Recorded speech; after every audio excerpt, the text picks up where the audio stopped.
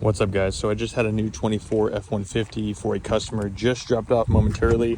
I wanted to show you guys how to get the factory door code from these new 24 F-150s. So I had already taken it out of dealer delivery mode. As always, you cycle the power, pump the brake pedal 5 times, then hit the hazards twice, then it will take it out of delivery transport mode.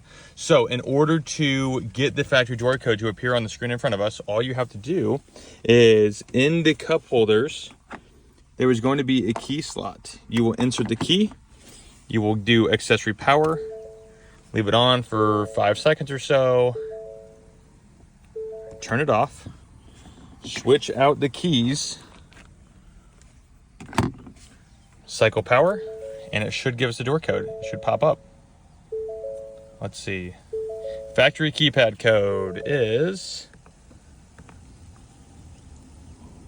19375, and that's how you get the factory door code. And then you can, of course, go into your settings, enter the factory code, add your own custom code, and it's as simple as that, guys.